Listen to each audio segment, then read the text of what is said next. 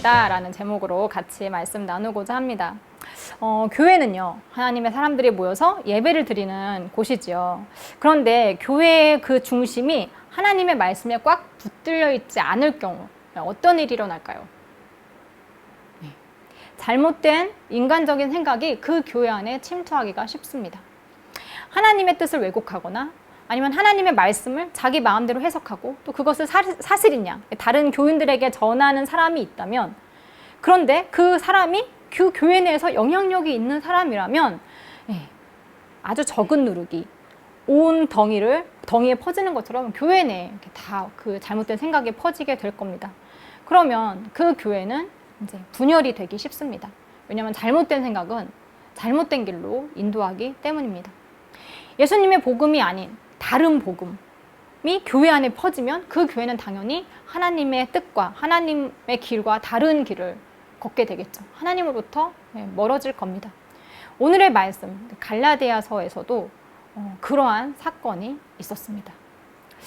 바울이요, 갈라디아 교인들에게 편지를 했는데 뭐라고 시작을 하냐면, 그리스도의 은혜로 너희를 부르신 이를 이같이 속히 떠나 다른 복음을 따르는 것을 내가 이상하게 여기노라. 다른 복음은 없나니 다만 어떤 사람들이 너희를 교란하여 그리스도의 복음을 변하게 하려 함이라. 이렇게 시작을 해요. 갈라디아 교인들이 혹한 다른 복음은 무엇이었을까요?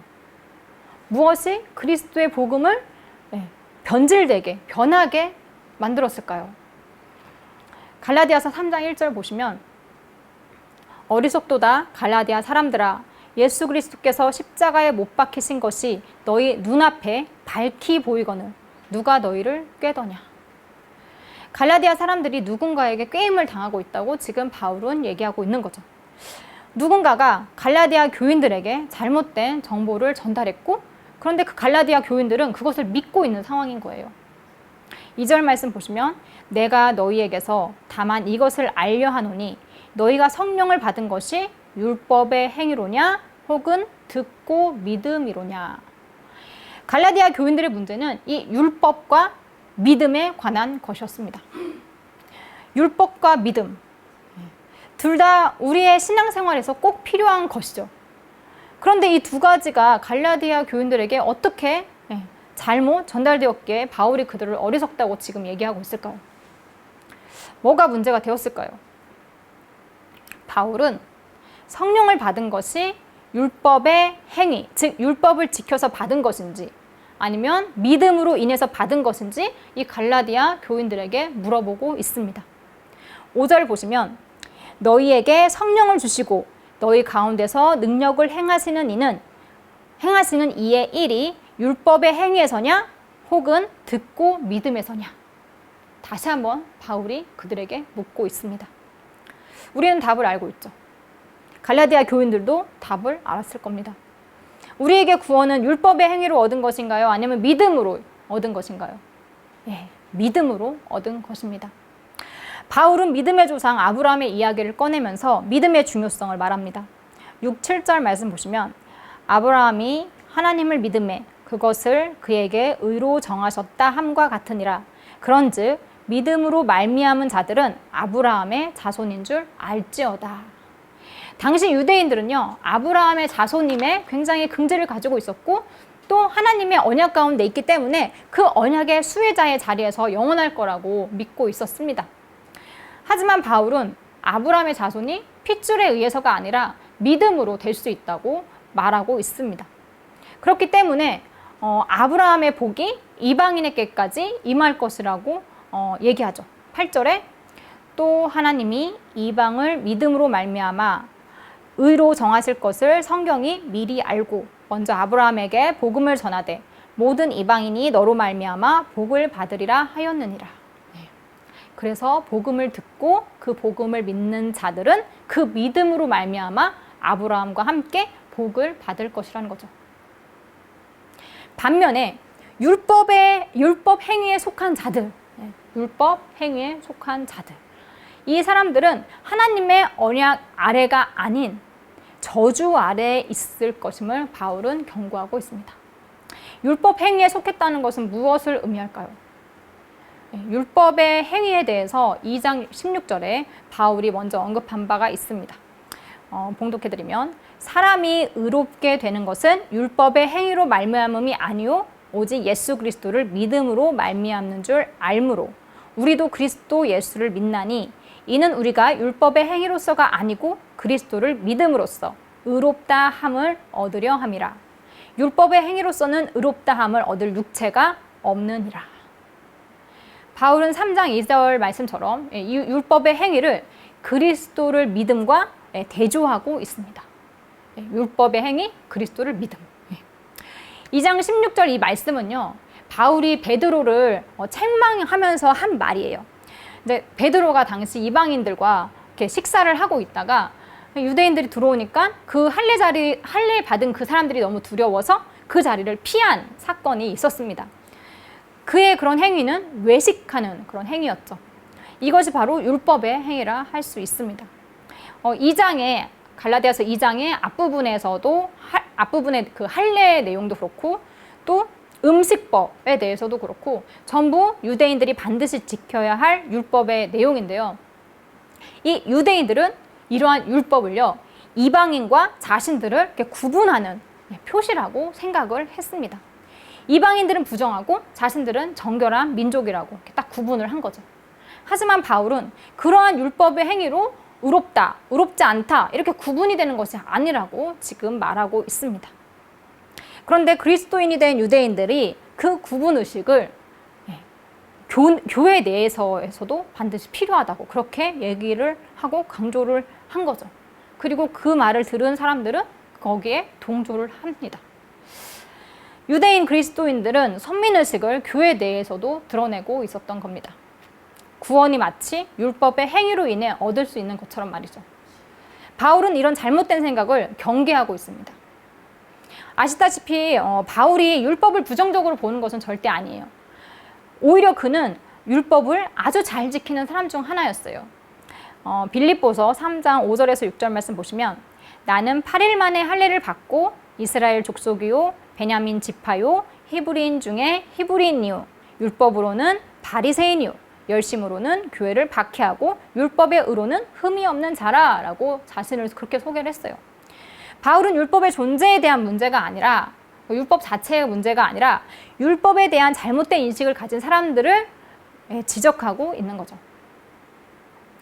율법을 지키는 것은요, 하나님과의 언약 관계를 유지하기 위한 수단이지 의롭게 되기 위한 조건은 아닙니다.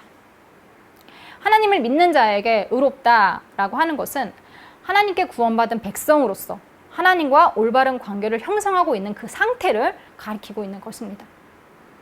즉 하나님의 허락함 없이 우리가 우리 스스로 의로워질 수 있는 방법은 없는 거죠. 율법을 지킨다고 해서 그 사람이 반드시 하나님의 백성이라는 의미는 아닙니다. 왜냐하면 하나님을 믿지 않는 사람들 중에서도 살인하지 않고 또 거짓 증거하지 않고 부모님께 효도하는, 부모님 공경하면서 사는 사람이 많으니까요. 율법의 행위는 구원의 수단이 될 수 없습니다. 그런데 교회 내에, 교회 안에서 그리스도의 복음이 아닌 다른 복음을 전하는 자들이 있습니다. 바울은 그들을 가리켜서 가만히 들어온 거짓 형제들이라고 말합니다. 2장 4절 말씀 보면 이는 가만히 들어온 거짓 형제들 때문이라. 그들이 가만히 들어온 것은 그리스도 예수 안에서 우리가 가진 자유를 엿보고 우리를 종으로 삼고자 함이로되. 그들이 가만히 들어온 이유는 같이 열심히 신앙생활하자, 예수님 믿자, 예수님을 전하자 이런 것이 아니었죠. 그들이 하나님의 백성을 종으로 삼고자 한다고 바울은 말하고 있습니다. 그리고 4장 17절 말씀 보면 그들이 너희에게 대하여 열심내는 것은 좋은 뜻이 아니요 오직 너희를 이간시켜 너희로 그들에게 대하여 열심을 내게 하려 함이라. 그들은 우리가 그리스도께 충성해서 열심을 내는 것이 아닌 그들에게 충성해서 그들의 편에 서게 하려는 그런 악한 의도를 가지고 있다는 거죠. 이런 자들이 교회 내부에 있다면 그 사람들은 사람들을 선동해서 자신의 편으로 만들고 열심히 예수님 뜻대로 살려고 하는 사람들을, 그러니까 이 사람들은 그 사람의 말을 듣지 않겠죠. 자신의 말을 듣지 않고 자신의 편에 서지 않는 그 성도들을 교회에서 쫓아냅니다. 그런 일들이 많이 있죠. 교회 내에서 편을 갈아서 내 편이 아닌 사람들은 다 배타하는 사람들.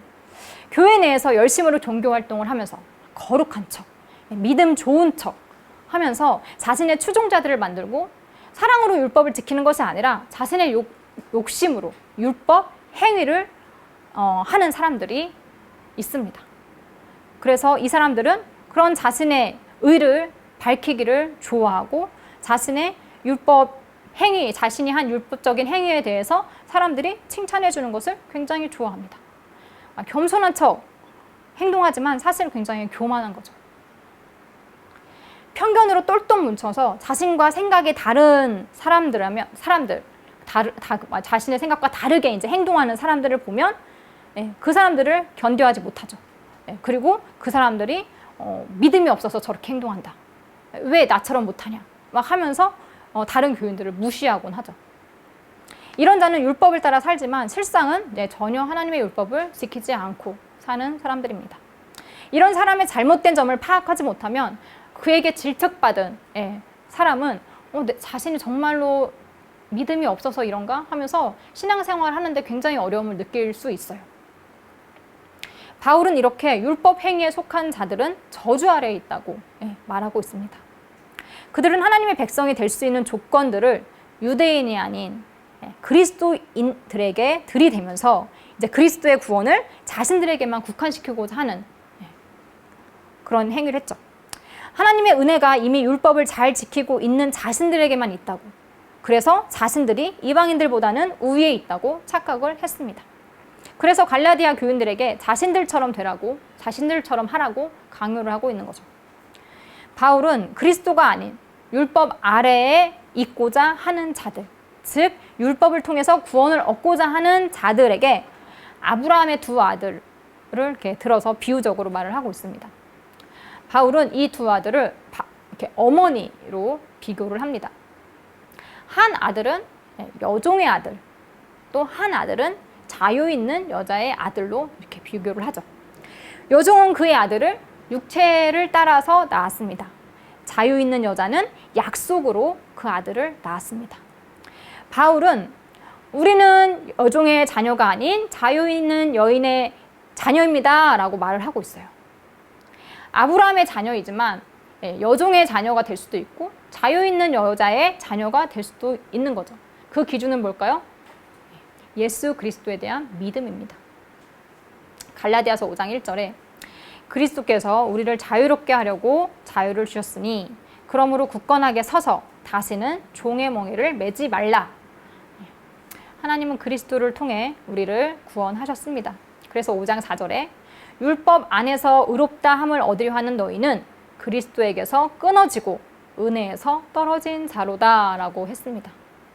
예수 그리스도가 아닌 자신의 행위, 율법의 행위로 의로움을 얻어서 구원을 얻을 수 없습니다. 믿음만이 의에 이르는 유일한 길입니다. 우리가 기억할 것은 순서예요. 율법이 먼저가 아니고 우리가 예수 그리스도를 우리의 구주로 믿으면 하나님께서 우리를 의롭게 여기시고 하나님의 자녀로 삼아 주십니다. 우리는 믿음으로 하나님과 관계를 맺는 것이고 또 이 관계를 이어나가는 도구로서 율법을 지키는 것입니다. 율법은 하나님의 자녀답게 살아가는 방법이죠. 그렇기 때문에 하나님의 법을 지키는 것이 내 의가 될 수는 없습니다. 그런데 우리는 자꾸 이 사실을 잊어버려요.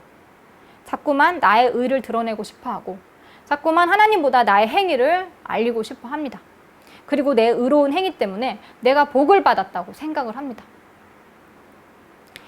우리가 먼저 하나님께 손을 내민 것은 아닙니다. 하나님께서 복 주시고자 먼저 우리를 부르셨습니다. 응답한 이들은 그 복을 누리는 것이고 또 그렇지 않은 이들은 그 복을 누리지 못할 겁니다. 하나님의 은혜로 우리는 지금 이 자리에 있습니다. 네, 맞죠? 오늘도 죄를 지은, 오늘 죄 하나도 안 지으신 분 계신가요 혹시?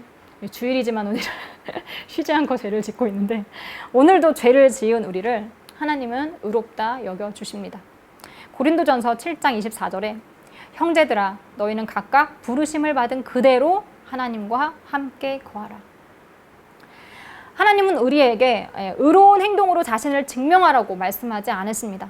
네가 천국에 가기에 합당한 자인지 시험해 보겠다고 말씀하시지 않고 있습니다. 그저 그리스도 예수님을 믿으라고 말하고 있습니다. 말씀하고 있습니다.